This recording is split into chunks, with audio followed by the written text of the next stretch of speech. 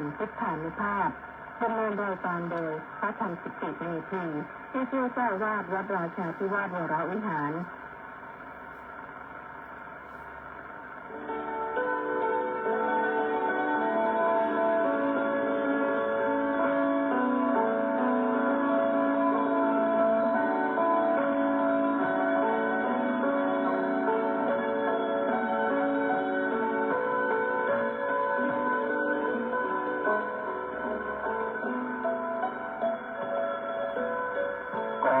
เชิญชวนมาฟังธรรมนำชีวิต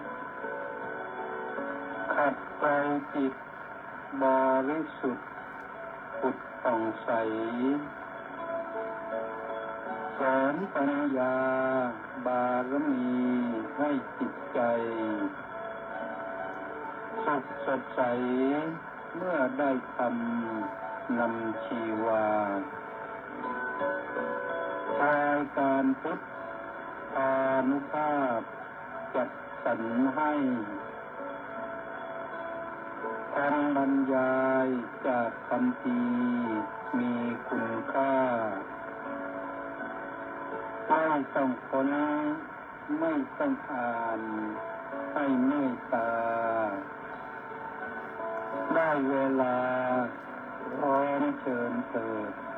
ปิดรับฟังฟังธรรมจบแล้วสงบจิตสักครู่สำรวจดูจิตของตนก่อนทุกครั้งจิตว่างแล้วจัดหลับได้ทรงพลังสุขสมหวังส่วนทุกท่านนิรันดร์เทิน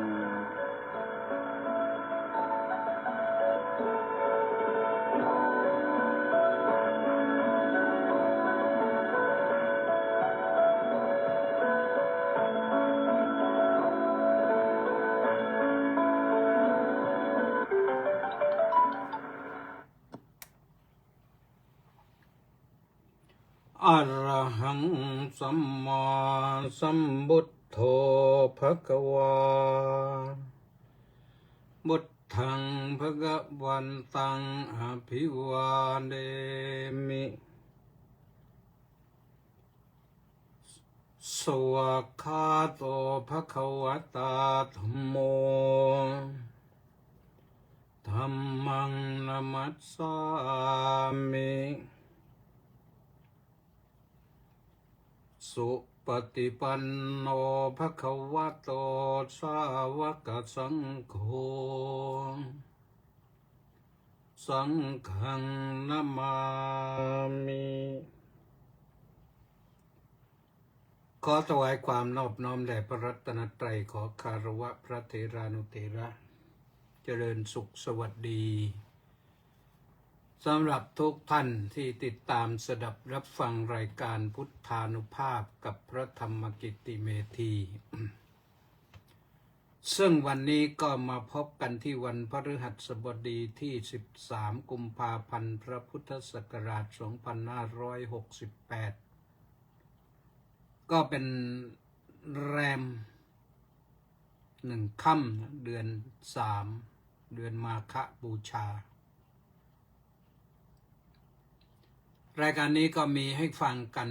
ทางสถานีวิทยุกองพลที่1รักษาพระองค์ AM 1350 กิโลเฮิรตซ์วิทยุเสียงธรรมจากชาวพุทธวัดหทัยนเรศนครปฐม FM 88.25 เมกะเฮิรตซ์วิทยุเสียงพระพุทธศาสนาและสังคมวัดศรีทวีนครศรีธรรมราชFM 103.25 เมกะเฮิรตซ์วัดสามชุกจังหวัดสุพรรณบุรีก็FM 100 เมกะเฮิรตซ์และก็วัดหนองไก่จังหวัดเชียงใหม่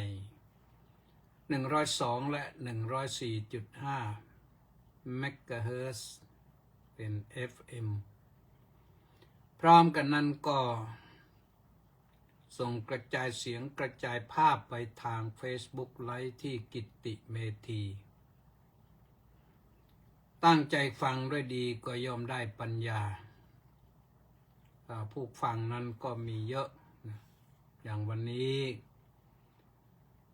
เฉลิมจิตตรามาสพร้อมด้วยFC แฟนเพจแฟนคลับก็มากัน639 คนหายไปหลายคนของ FC ที่ของเฉลิมนี่มากับเฉลิมนี่ปกติจะ700 กว่าวันนี้เหลือ639นะก็ต้องขออนุโมทนาบุญกับคุณโยมต้องขออภัยจำชื่อไม่ได้จดอยู่ในโทรศัพท์เราก็เลยไม่รู้ว่าเป็นใครในโทรศัพท์ของอาตมาเนี่ยไลน์มันก็เยอะเป็นร้อย200-300 คนก็เลยไม่รู้ว่าเป็นใครตามหาไม่เจอแต่จำได้ว่าร่วมกองบุญหนุนกองธรรมมา300 บาทถ้าโยมจะเมตตากรุณามุทิตาอุเบกขามาบอกชื่อมาหน่อยก็ดีตรวจเช็คไปในแอปแล้วแอปธนาคารก็ไม่มีชื่อมีแต่หมายเลขไม่รู้ว่ามาจากไหนหมายเลขนี่นะก็โยมช่วยกรุณานะถ้าฟังอยู่ช่วยกรุณาบอกชื่อมาด้วยจะได้ประชาสัมพันธ์ให้แล้วก็เพื่อคนอื่นจะได้อนุโมทนาสาธุการด้วยคนอื่นจะพลอยได้บุญด้วยนะเอาละตอนนี้ก็ปรุบปรับกันมาเจบูมาก็มาจากพิษณุโลกก็มาน้อมกราบสาธุอนุโมทามิคุณสมชายศาสนกิจก็มาแล้วสาธุแล้วก็แม่ชีสมใจคงจะสมใจด่านน้อยนะนมัสการเจ้าค่ะสาธุเฉลิมพงษ์กำแพงแก้วกราบสาธุอาจารย์เอาสาธุต้าสิทธิมงคลนมัสการสาธุครับสาธุหนูปานลักษณะวิลาศน้อมกราบนมัสการสาธุเจ้าค่ะเอาสาธุนี่ท่านรองผู้อำนวยการโรงเรียนทุ่งใหญ่วิทยาคมนะธนวัฒน์ศรีสิริวัฒน์ท่านผู้ช่วยศาสตราจารย์ดร.สิริวัฒน์ธนวัฒน์ศรีสิริวัฒน์บอกว่าสาธุน้อมกราบนมัสการครับสาธุสุดารัตน์จำนานคำแม่ครัวสาธุไพศาลรัตนวงศ์กุลกราบนมัสการครับสาธุแวงซิกเสียกหุ่นสาธุนะไม่แน่ใจว่าเวียดนามหรือเปล่านะลูกศิษย์หลายคนเหมือนกันเวียดนามเนี่ยประสานเรืองดิษฐ์บอกว่ากราบนมัสการครับสาธุนี่อำเภอเมืองนครศรีธรรมราชนะไพศาลรัตนวงศ์กุลสาธุไม่รู้ว่าอยู่จังหวัดไหนปัญญานวุฒิปัญญาวุฒิสาธุนะมณีแสงจันทร์น้อมกราบนมัสการสาธุเจ้าค่ะเมื่อวานไม่ได้ดูเจ้าค่ะรู้แล้วแหละนะเพราะไม่เห็นชื่อมานี่มาจากวัดป่าพุทธคยาอินเดียนนโบสถ์คยานนสริตพงษ์เทศบำรุงสาธุครับพระอาจารย์นี่ด็อกเตอร์ไม่เอี่ยมเลยนะสาธุประสานเรืองดิษฐ์มาแล้วแก้วใจพินยะธนบัตรน้อมกราบสาธุเจ้าค่ะเอาสาธุแก้วใจพินยะธนบัตรนี่ก็บอกว่ากราบนมัสการเจ้าค่ะท่านเจ้าคุณอาจารย์สาธุนะ ระครูสิริวัฒน์พระครูสิริกวีวัฒน์วงศ์ประสูติสาธุครับเมื่อกี้ไปนั่งฟังพระสวดพระอภิธรรมด้วยกันอยู่นะครับเล็กวังบุรพานุกูลแก้วสุขกราบสาธุครับสาธุแล้วก็สมศรีลักษณะวิราชนี่น้อมกราบนมัสการสาธุสาธุสาธุเจ้าค่ะนี่ก็มะม่วงปลายแขนนครศรีธรรมราชแล้วก็คนแรกที่มาวันนี้ก็คือท่านพระครูสุนทรศรีละคุณวัดหัวโกดรุ่งปากพนังก็นครศรีธรรมราชนะไม่ต้องบอกว่าที่ไหนท่านสาธุชนทั้งหลาย วันนี้ก็เตรียมกายเตรียมใจนะถือว่าพรุ่งนี้เนี่ยเอากันว่าเป็นวันดีกันแล้วกันวันศุกร์วันศุกร์ก็ขอให้มีความสุขกันเยอะๆนะสุขกายสุขใจสุขภายนอกสุขภายในสุขกับส่วนตัวสุขกับญาติสนิทมิตรสหายสุขกับความรักพรุ่งนี้เขาบอกว่าเป็นวันแห่งความรักว่างั้นเป็นวันวาเลนไทน์นี่ตามฝรั่งเขาว่ากันอาตมาทราบเรื่องนี้ไปลึกๆและขอชื่นชมนะชื่นชมชาวที่น้องชาวคริสเตียนเขาเก่งอ่ะเขาทำวาเลนไทน์มาเป็นซอฟต์พาวเวอร์ขายได้นะโดยเฉพาะขายดอกกุหลาบนี่มีประชาสัมพันธ์ขายดอกกุหลาบกันทั่วโลกเลยขายในประเทศไทยขายต่างประเทศคนไทยซื้อจากต่างประเทศบ้างดอกหนึ่งเป็นร้อยเป็นพันจากดอกกุหลาบธรรมดาบาน3 วันก็เหี่ยวก็เน่าแหละแต่มันก็มีราคาขึ้นก็ทำดีนะอาตมาเองกำลังคิดอยู่เหมือนกันว่าวันมาฆบูชานี่ทำอะไรขายสักอย่างจะได้รวยสักทีนะจะได้หาเงินมาสร้างวัดบูรณะวัดให้มันถึงวันสำคัญก็มีเงินทะลักเข้ามาช่วยบูรณะปฏิสังขรณ์วัดนะมันน่าจะดีนะไม่ต้องแจกดีกาผ้าป่ากฐินนะสิ่งที่โยมชอบนะคือโยมก็ชอบแล้วเขาหมดเท่าไหร่เขาไม่เกี่ยงนะดอกกุหลาบดอกละเป็นพันก็ยังซื้อเนี่ยแล้วก็จะประสาอะไรเราคิดอะไรดีๆนอกจากพระเครื่องพระเครื่องนี่ล้นประเทศแล้วเราต้องหาสิ่งใดสิ่งหนึ่งญาติโยมฟังแล้วช่วยหน่อยสินักออกแบบดีไซเนอร์ออกแบบอะไรที่มันดีออกไปแล้วมันประทับใจคนก็คิดถึงเรื่องนี้แล้วก็วันนี้ก็มานั่งให้สัมภาษณ์คณะครูบาอาจารย์จากมหาวิทยาลัยสวนดุสิตนะไม่มีราชภัฏแล้วเขาทำวิจัยแล้วก็จะทำสื่อโซเชียลมีเดียโดยมาขอสัมภาษณ์ว่าสิ่งที่ดีที่เด่นที่สุดของวัดราชาธิวาสวิหารนี่มีอะไรบ้างก็มานั่งสนทนากันประมาณ2 ชั่วโมงนี่คณะครูบาอาจารย์มากัน4 ท่านนำโดยอาจารย์อะไรวาสนาไม่ใช่วาสนาปริศนาแล้วก็มีผู้ชายก็มีอาจารย์บรรพตแล้วก็อีก2 คนยังนึกชื่อไม่ออกนะโยมนะโยมอาจารย์นึกชื่อไม่ออกนะไม่ได้ถือมาด้วยเดี๋ยวพรุ่งนี้ต่อไปพรุ่งนี้รายการไม่มีนะไม่ได้ออกถ้าออกก็เดี๋ยวจะเอามาออกเอาชื่อมาออกมั่งเนี่ยคนดูแล้วก็ไม่ได้มีในสมุดเล่มนี้ไปอยู่อีกเล่มหนึ่งใช้ไดอารี่หลายเล่มเพราะความจำไม่ดีแล้วก็ต้อง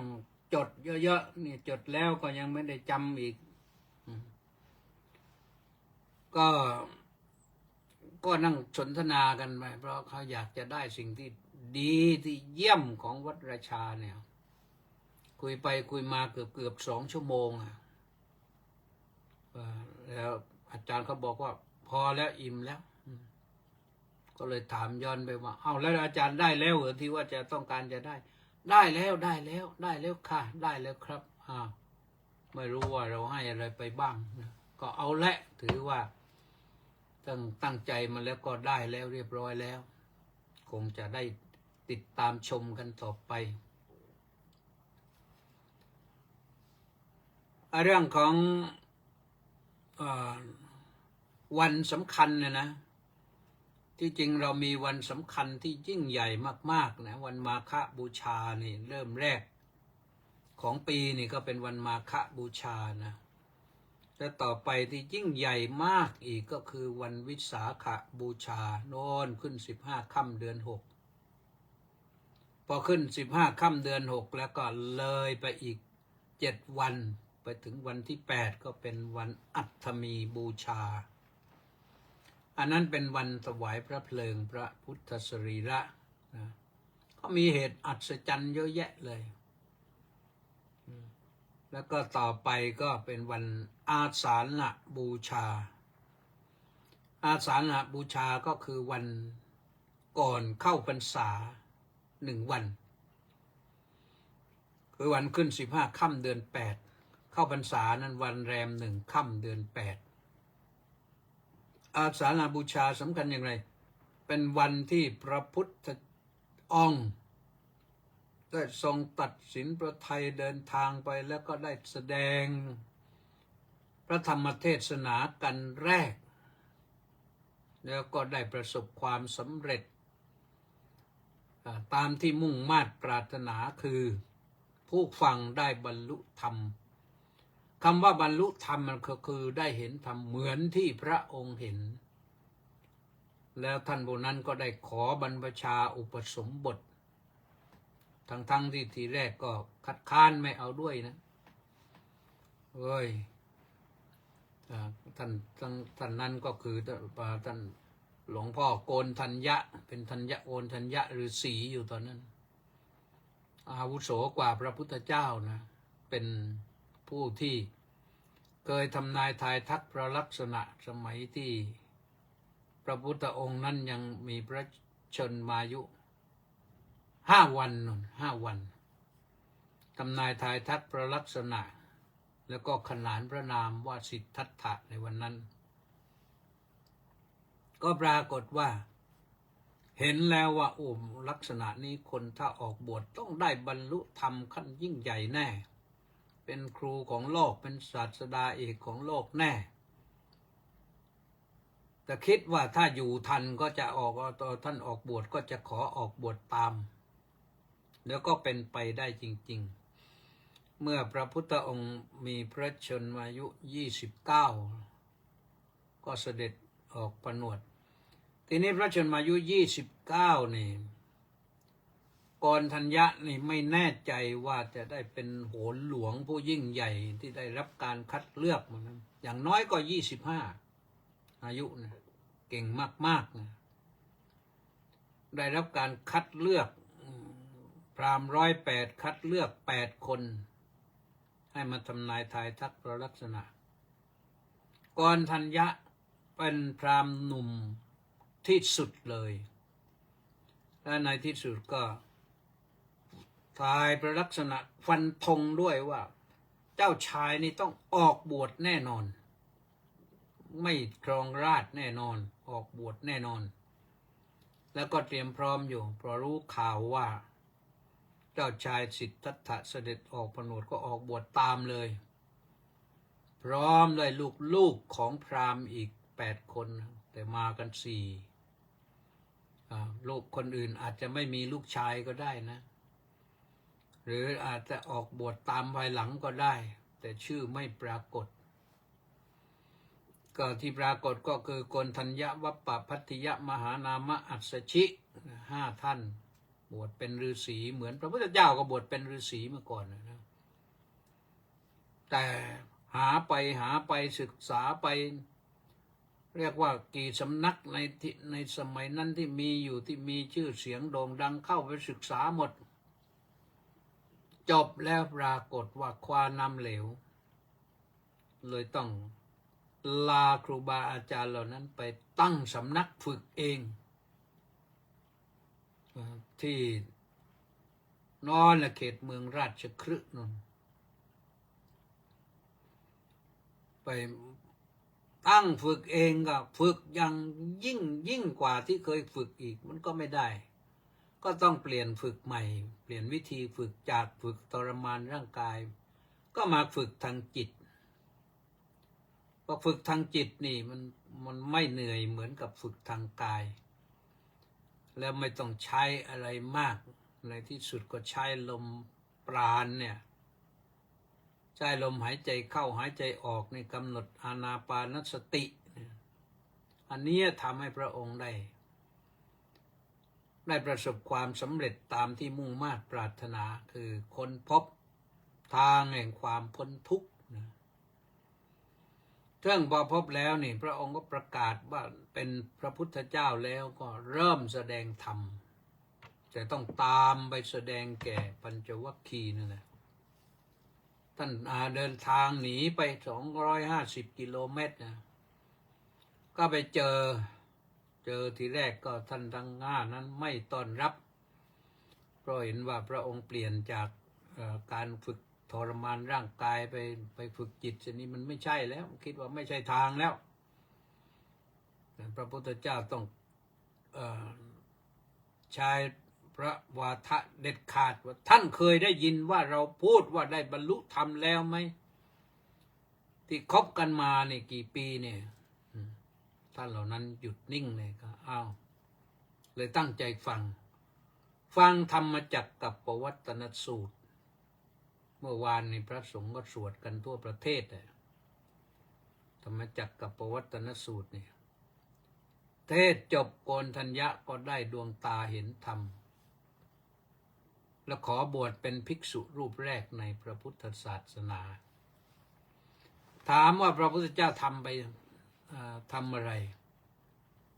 พระพุทธเจ้าทำไปอย่างนั้นที่ต้องทุกข์ทรมานออกจากพระราชวังออกจากพระราชนิเวศไปทนทุกข์ลำบากนอนกลางดินกินกลางทรายเข้าป่าเขาลำเนาไพรไปอยู่ถ้ำไปอยู่กับนักบวชที่ทรมานร่างกายนานาประการเนี่ยอยู่เป็นพระรัชทายาทเป็นพระบรมโอรสาธิราชเป็นพระราชกุมารมันก็สบายอยู่แล้วคำตอบได้คำเดียวคือเพราะพระองค์รักมวลมนุษยชาติรักสัตวโลกรักทั้งพระองค์เองด้วยแหละรักคนอื่นทั้งหลายทั้งปวงด้วยทีนี้ต่อมาเนี่ยเมื่อพระองค์ได้ค้นพบสัจธรรมแล้วนี่ก็มีพระญาณวิเศษรู้เห็นอดีตชาติของพระองค์เรียกภาษาเราว่าระลึกชาติได้นะเป็นร้อยชาติพันชาติหมื่นชาติแสนชาติที่ต้องท่องเที่ยวเวียนว่ายตายเกิดอยู่เนี่ยในสังสารวัฏนี้โอ้นานไกลมากเห็นแล้วก็สังเวชสลด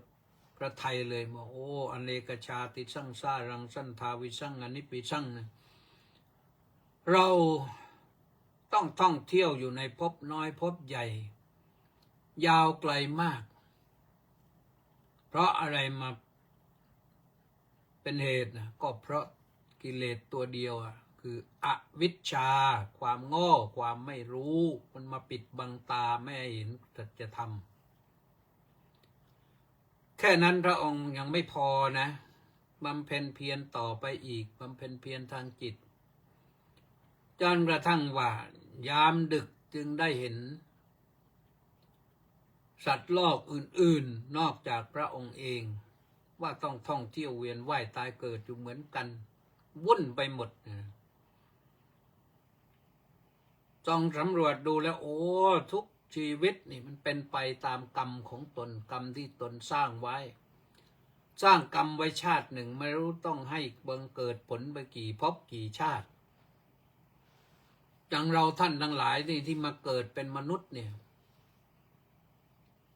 กว่าจะสิ้นชีวิตนี่สร้างกรรมเยอะ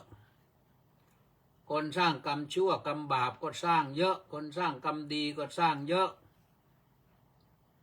นี่คนสร้างกรรมบาปนี่ก็แน่นอนว่าสิ่งที่เขาจะต้องรับก็คืออบายภูมิที่เกิดในนรกบ้างเป็นเปรตบ้างเป็นอสุรกายบ้างเป็นดิรัจฉานบ้างพระองค์เห็นแล้วก็สงสารมากๆเลยจะทำอย่างไรจะช่วยเขาได้อย่างไรท่านที่ได้ทำบุญไว้ดีก็อาจได้มาเกิดเป็นมนุษย์แล้วก็ได้เกิดเป็นเทวดาชั้นจาตุมมหาราชชั้นดาวดึงส์ชั้นยามาชั้นดุสิตชั้นนิมมานรดีชั้นปรินิมมิตวสวัสดีทำดีมากไปกว่านั้นก็ยังได้ไปเกิดเป็นพรหมนั่นพรหมปาริสัชชาพรหมปุโรหิตามหาพรหมาพรหมปริตตาภาพรหมอัปมานาภาพรหมพรหมสุภกินหาแล้วก็เป็นพรหมปริตตสุภาพรหมอัปมานสุภาพรหมพัชราไกลจังเลยดียิ่งขึ้นไปกว่านั้นก็ได้ไปเกิดเป็นอรูปพรหมนั่นอรูปพรหมนี่สูงส่งก็อยู่ในอรูปนะไม่มีรูปแต่ได้เพราะบุญไปอยู่ที่นั้นมันนานเรียกว่าเป็นแสนเป็นล้านปีไปอยู่ที่นั่นถึงจะหมดบุญนั่นก็อาจจะกลับมาเกิดเป็นมนุษย์อีกแต่ท่านไม่ทุกข์กันไม่ทุกข์ก็เพราะว่าบุญนั้นก็เหลือเศษมาอยู่เป็นมนุษย์ก็ได้เพราะฉะนั้นเราจะเห็นว่าคนที่มันได้มาเกิดเป็นมนุษย์นี่บางคนก็มาจากนรกมาจากเปรตมาจากอสุรกายมาเป็นมนุษย์แล้วยังเป็นมนุษย์เนรยิโกมนุษย์สเปโตมนุษย์ติรัจฉาโนเคยมาเกิดได้ร่างกายหน้าตาเป็นมนุษย์แล้วแต่จิตใจยังเป็นสัตว์นรกอยู่ได้มาเกิดเป็นมนุษย์แล้วจิตใจยังเป็นเปรตอยู่โลภมากไม่รู้จักพอได้มาเกิดเป็นมนุษย์แล้วก็ยังเป็นสัตว์ดิรัจฉานอยู่เจริญไม่ได้ผู้ที่ได้มาเป็นมนุษย์แล้วก็ผู้ตายจากมนุษย์ได้มาเกิดเป็นมนุษย์ถ้าได้เกิดทันทีนี่คนผู้นั้นจะระลึกชาติได้นะคนระลึกชาติได้นะเคยได้ยินไหมระลึกชาติของตัวเองได้เนี่ยอันนี้ได้ข่าวว่าที่อำเภออะไรไผ่สาลีจังหวัดนครสวรรค์นี่เป็นคนระลึกชาติได้เป็น100 คนเลยที่นั่นน่ะไม่ใช่ว่ามีน้อยนะไม่ใช่ว่าไม่มีแต่เราก็ไม่ได้ตามมีเขารวบรวมเป็นหนังสือไว้ด้วยก็มีเนี่ย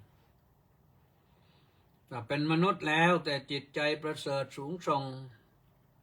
รักเพื่อนพ้องน้องพี่รักญาติสนิทมิตรสหายรัก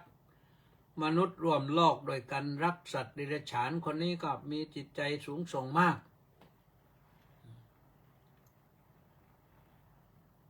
เมื่อรักมากก็ช่วยเหลือเอื้อเฟื้อเกื้อกูลคนทุกจำพวกคนทุกเหล่า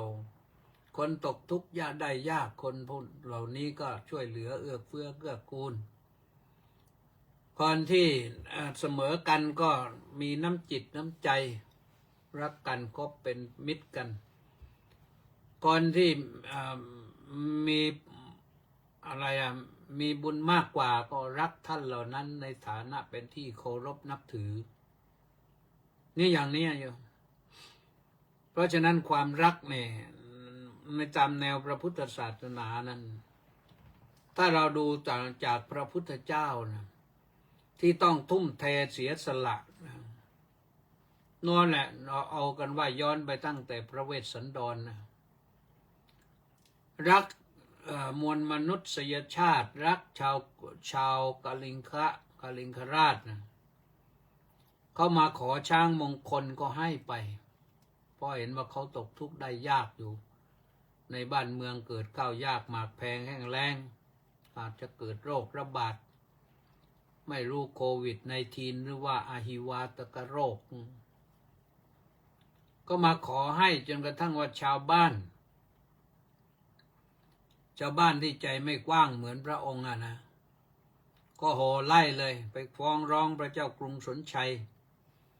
ให้ขับไล่ให้เนรเทศพระเวสสันดรพระเจ้ากรุงสนชัยก็จะเป็นนักประชาธิปไตยสุดยอดเลยเมื่อชาวบ้านไม่เอาก็เอาเนรเทศก็เนรเทศพระเวสสันดรเข้าอยู่ป่าก็พาพระนางพิมพาพระนางพระมเหสีไปนะพระนางมัตสีไปแล้วก็พร้อมด้วยพระโอรสคือชาลีแล้วก็พระธิดาคือกันหาเข้าป่าเดินไกลไปริบลิ่วเลยไปถึงเขาวงกฏนุ่นก็ต้องไปอยู่ที่นั่น8 เดือนอยู่กับป่าเขาลำเนาไพรอยู่กับลิงกับข้างลองนึกดูเลยอันนั้นอดีตชาติของพระพุทธองค์นะแต่เพราะรักเพื่อนร่วมโลกเขามาขอช้างมงคลไปโดยหวังว่าเมื่อช้างมงคลไปเหยียบแผ่นดินเขาแล้วนี่บ้านเมืองจะกลับร้ายกลายเป็นดีฝนจะตกโรคร้ายทั้งหลายก็จะหายไปแล้วก็เขาก็ว่ากลายไปเป็นอย่างนั้นจริงๆแต่พระเวสสันดรถูกเนรเทศเข้าป่าแต่ว่าอย่างไรก็ตามสร้างบุญมามากในที่สุดพระองค์ก็ยอมเสียสละให้ช้างปัจจยนาเคนไปเพราะรักชาวกรุง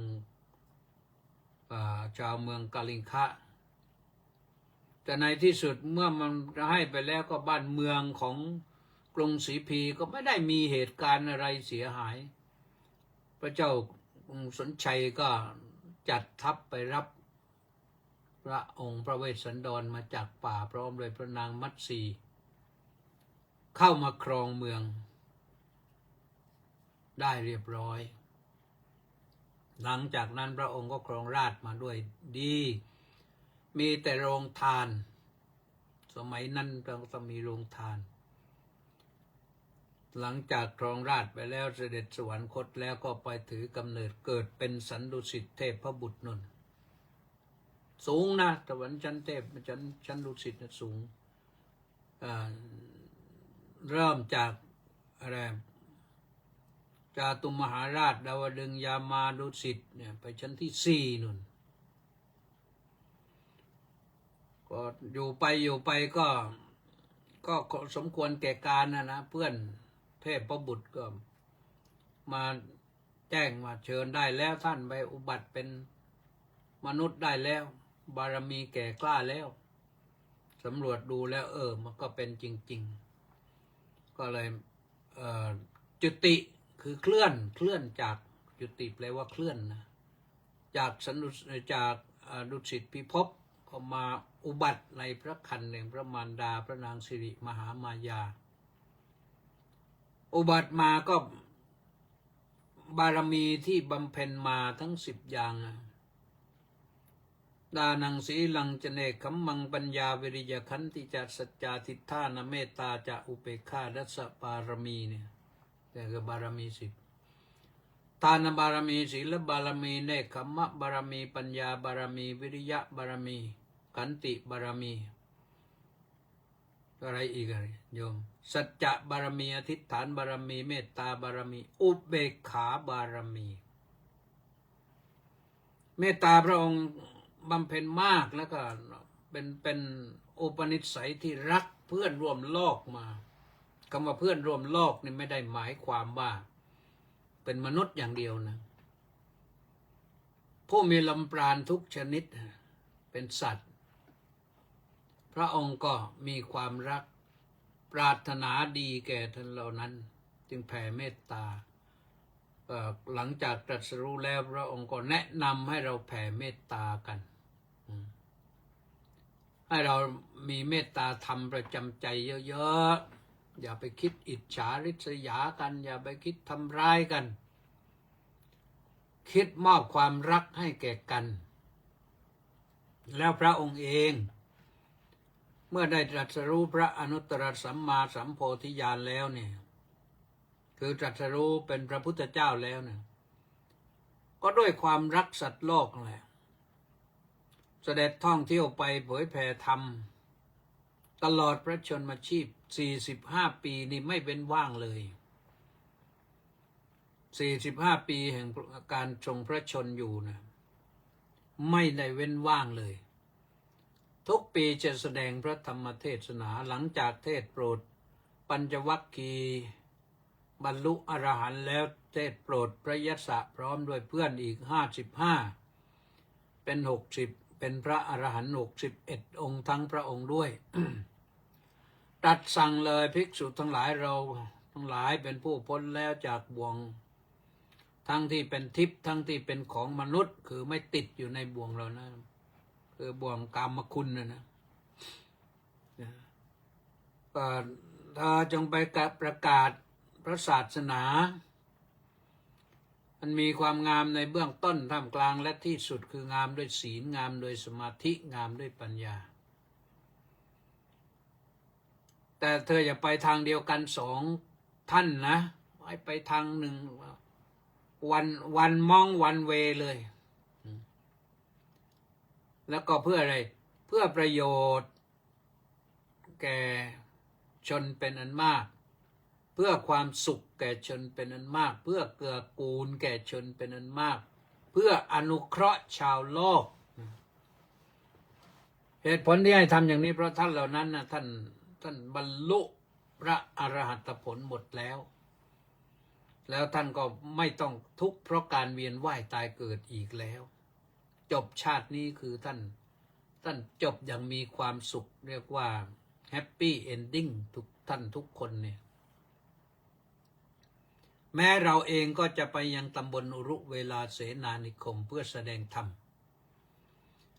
จากนั้นก็กระจายกันไป60 ทิศเป็น61 ทิศนะ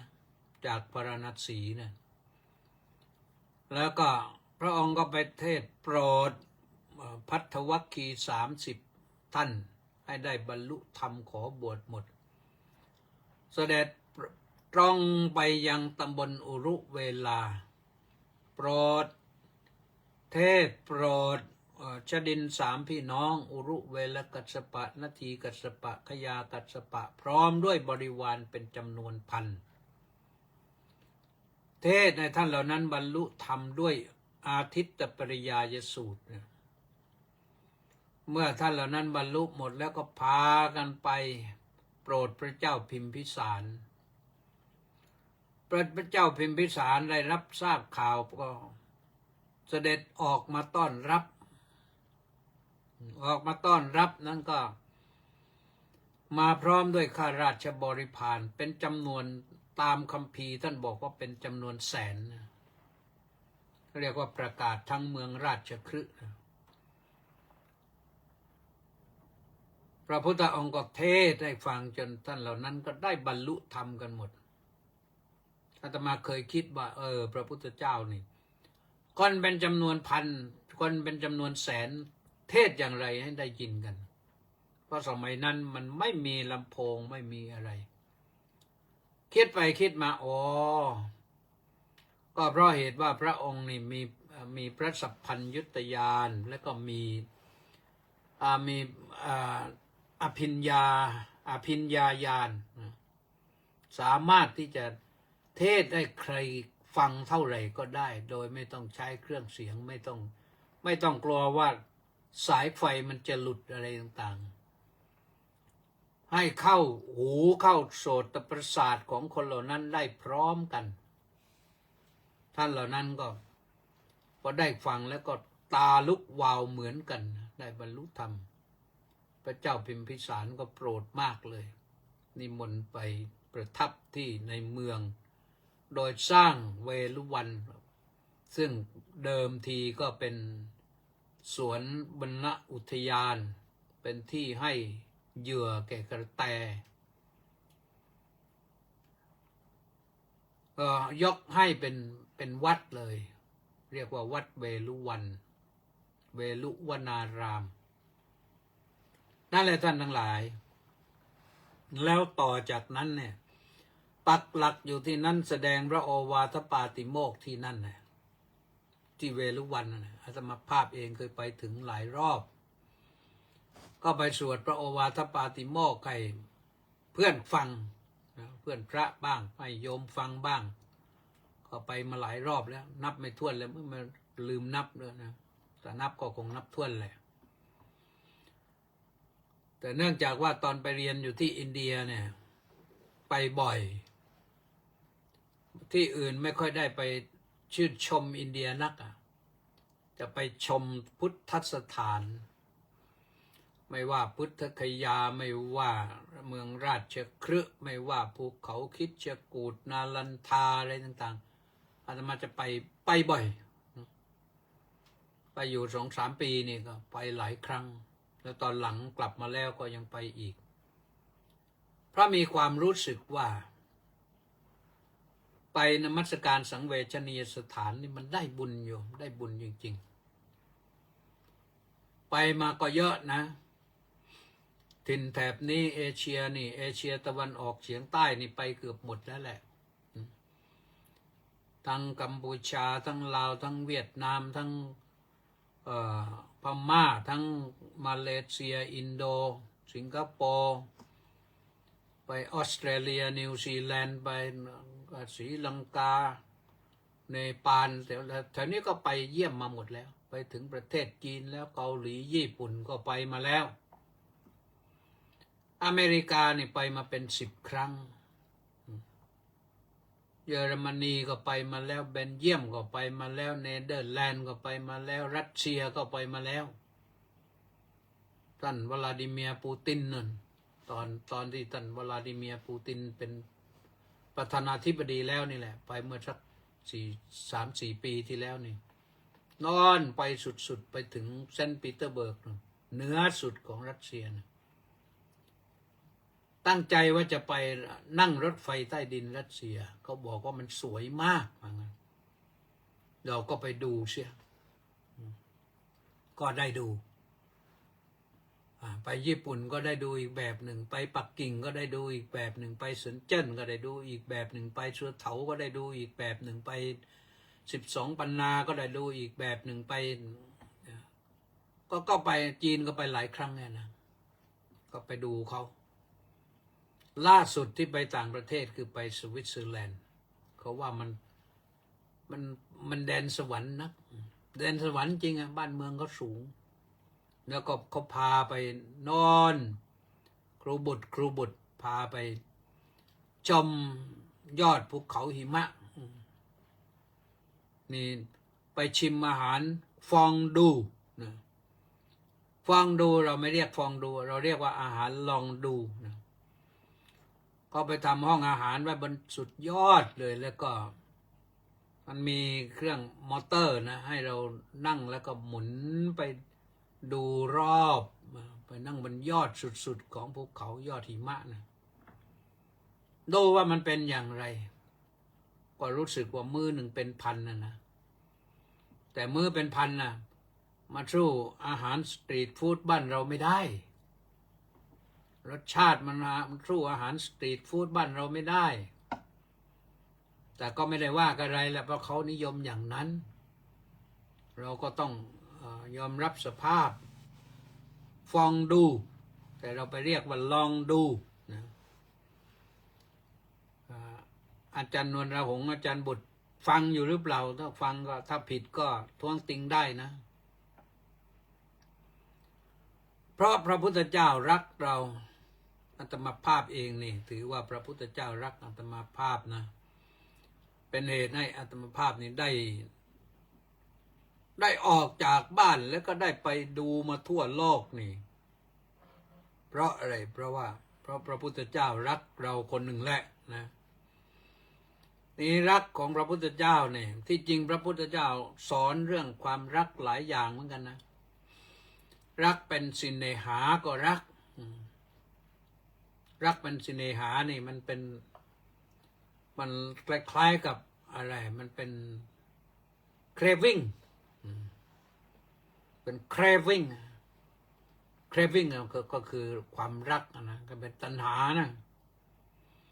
หรือเป็น desire เป็น desire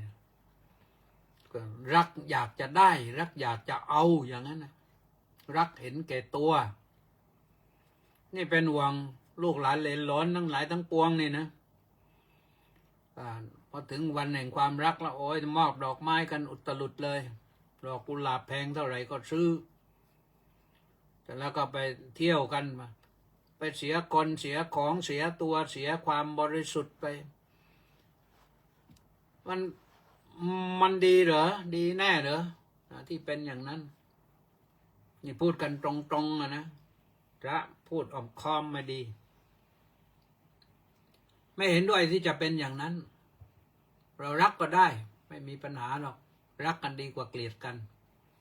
แต่ไม่ใช่รักแล้วก็ไปเที่ยวกันจนเสียคนเสียผู้เสียคนเสียสาวเสียอะไรซึ่งในสังคมเมืองมันมีมากเดี๋ยวนี้แค่วาจาหวานไม่พอนอนไปเอาน้ำหวานใส่ไปไม่เป็นน้ำหวานกลายเป็นน้ำเปรี้ยวน้ำเมาหนักไปกว่านั้นอาจจะโดนยาอะไรต่อมิอะไรยาเสียสาวนะเขาไปใส่กันนะมันมีอย่างนี้ลูกหลานเอ้ยน่าสงสาร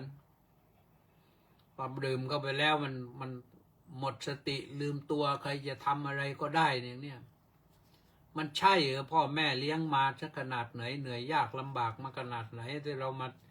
จะทำตัวเละเทะอย่างนั้นน่ะไปนั่งไปนอนไปไอ้ใครก็กอดเขาจูบเขาเสพสมมันเพราะความไม่รู้สึกตัวนะมาอ้างทีหลังอ้างยังไงมันก็เสียไปแล้วก็เรียกยาเสียสาวด้วยนะเพราะฉะนั้นวันวาเลนไทน์เนี่ยที่จริงเขาวาเลนไทน์เขาก็ไม่ใช่ว่าจะเรื่องอย่างนั้นแต่เรามาใส่เข้าไปเรื่อยจนกระทั่งว่าเนี่ยลูกหลานไทยเละตุ้มเป้กันหมดแล้วนะเพราะฉะนั้นก็ลองคิดดูให้ดีนะความรักที่รักเพราะเหตุมีดีไซน์เป็นเหตุดีไซน์ก็คือตัวตัณหาหรือตัว craving นะตัวตัณหาแต่พระพุทธเจ้านี่ส่งเสริมสนับสนุนให้รักกันด้วยความเมตตาเมตตาแปลว่ารักเพื่อจะให้รักเพื่อให้คนที่เรารักนะมีความสุขให้คนที่เรารักนะมีความสุขมากๆทำอย่างไรให้เขามีความสุขอย่าให้เขาต้องเป็นทุกข์เดือดร้อนแต่นี่ไม่เป็นอย่างนั้นทุกข์เดือดร้อนไปถึงพ่อถึงแม่นู่นก็ขอฝากกันไว้ด้วยนะพระก็พูดไปอย่างนี้แหละพูดหวานไม่เป็นก็ลองดูนะลองคิดดูพระพุทธเจ้าให้รักด้วยเมตตากันรักเมตตาคือรักปรารถนาให้ผู้อื่นเป็นสุขทรงแนะนำให้แผ่เมตตาเป็นอัปปมัญญาโดยซ้ำไปอัปปมัญญาแปลว่าไม่มีขอบเขตไม่มีประมาณเพราะฉะนั้นพอถึงวันนี้ก็ถ้าจะมอบความรักให้ใครก็รักคนทั้งโลกเลยพระพุทธเจ้านี่รักคนทั้งโลกเดี๋ยวนี้คำสอนของพระพุทธเจ้านี่แผ่ไปทั่วโลกแม้ว่าจะไม่ทุกจุดแอฟริกาก็ไปถึงแล้วอเมริกาใต้ก็ไปถึงแล้วอเมริกาเหนือก็ไปถึงแล้วนะมีเมตตาแล้วก็ถ้าเพิ่มจากความรักด้วยเมตตาก็คือใช้กรุณาช่วยเหลือกันอย่าไปบ่อนเบียนทำลายกันช่วยเหลือกันแล้วก็ชื่นชมยินดีกันเรียกว่ามุทิตา loving kindness compassion sympathy 3 ตัวนี้สุดท้ายก็คืออุเบกขานะequanimity 4 ตัวนี้ต้องใช้พระพุทธเจ้าแนะนำให้ใช้แล้วเราก็จะได้สิ่งที่ดีนะท่านสาธุชนทั้งหลาย ก็ขอฝากไว้นะบอกไปถึงลูกหลานบอกไปถึงญาติโยมมายอมบอกลูกบอกหลานด้วยนะว่ารักเนื้อสงวนนวลไว้ลูกดอกกุหลาบที่มันแพงๆไม่ต้องเอาก็ได้นะก็อนุโมทนาสาธุการนะเห็นว่าสมควรแก่เวลาแล้วนะตอนนี้ไปข้างหน้านี่มีใครบ้างแล้วเดี๋ยวไม่ทันนะย้อยบนอินสาธุลีลาวดีดอกสร้อยน้องกราบนมัสการด้วยความเคารพอย่างสูงเจ้าข้าสาธุสาธุสาธุอ้าวสาธุแวงเสียกหุ่นน้อมกราบน้องกราบนะท่านเจ้าคุณด้วยความเคารพอย่างสูงครับสาธุแวงก็บอกว่าผมเป็นชาวเขมรนะครับอ๋อใกล้กันนะแล้วออกเสียงว่าไงเสียงชื่อที่จริงที่วัดก็มีพนักงานเป็นชาวเขมรอยู่นะแล้วก็ท่านพระมหาสุขุมว่องนี่ก็ไปอยู่เวอร์จิเนียมาได้5 ประโยคที่นี่นะเอาละดีแล้วนะขออภัยยุพินภูลสำรองกราบนมัสการสาธุสาธุสาธุเจ้าข้าเอาสาธุพัชระสมมาตรสาธุบอกว่ากราบนมัสการครับผมแปะนันทิการบอกว่าน้องกราบนมัสการสาธุสาธุสาธุเจ้าข้าสาธุสักกรินดำจันทร์สาธุสักกรินก็ตุ3 ครั้งนะมัคโคนาโมเมบอกว่ากราบนมัสการสาธุเจ้าข้าสาธุรังสรรค์ทองสร้อยสาธุยุพินภูลสำรองน้อมกราบน้อมรับคำอวยพรเจ้าข้าสาธุรังสรรค์ทองสร้อยบอกว่าน้อมกราบนมัสการถวายความเคารพพระเดชพระคุณท่านเจ้าคุณด้วยความเคารพอย่างสูงครับน้อมกราบนมัสการสาธุสาธุสาธุครับพระสุนทรธรรมเมธีหลวงพี่รองเจ้าคณะจังหวัดบุรีรัมย์สุขภาพดีนะครับสาธุวิสูตรอุดมจระเข้สาธุมัคโคนาบอกว่าสัญญาณการรับฟังชัดเจนดีเจ้าค่ะทั้งทางวิทยุ AM 1350 กิโลเฮิรตซ์และเฟซไลฟ์ท่านได้ยินที่พระเดชพระคุณจะคิดวิธีขายอะไรดีช่วยคิดดิขายอะไรดีวันสำคัญทางพระพุทธศาสนาเนี่ยยอมคิดว่าท่านผู้ฟังคงรับไอเดียเตรียมตัวรวยกันแล้วและเจ้าข้าสาธุรวยเลยพระก็ไม่เอาไปไหนหรอกให้โยมมันเลยรวยชูชาติซึ่งจิตเจริญ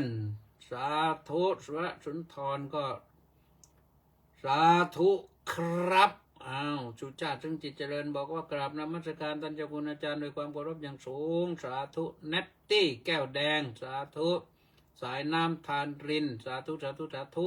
สาธุสุขุมบองมาแล้วสาธุกมลรัตน์ผลเยี่ยมสาธุสุขุมบองบอกว่าสาธุสาธุสาธุน้อมกราบถวายความเคารพพระเดชพระคุณครับผมสาธุต้าวรทัศน์สาธุพระครูญาณสารวิสุทธิ์เบ้าลีสาธุนรงฤทธิ์ทองแมนพระครูประหลัดก็มากราบถวายความเคารพครับสาธุเฉลิมพนัสโนไทยกราบถวายความเคารพอย่างสูงครับสาธุเจพรแหลมทองเหงาสาธุกราบสาธุสาธุสาธุค่ะว่างั้นไพบูลย์ทาสงสาธุกิมเอี้ยนบุญแท่นสาธุหมดเวลาพอดีเป๊ะเลยจบเท่านี้นะพบกันใหม่วันพรุ่งนี้นะพรุ่งนี้วันศุกร์กิมอินบอกว่ากราบนมัสการเจ้าข้าสาธุสาธุสาธุสาธุก็หมดเวลานี่นะไปบุญทาสงก็บอกว่าสาธุสาธุสาธุทาสงนี่เดี๋ยวไม่รู้ลูกใครแล้วนี่ทาสงนี่รู้จักเกือบหมดแล้วแต่เกิดทีหลังนี่จำไม่ได้นะรายงานตัวด้วยรายงานตัวด้วยว่าพ่อชื่ออะไรแม่ชื่ออะไรนานๆกลับบ้านสักทีตาสงนี่เป็นญาติเหมือนกันแหละนะญาติฝ่ายไม่เท่าหรือฝ่ายยายไม่เท่าก็คือยายนะก็เอาละท่านี้ก่อนนะสวัสดี หลับสบาย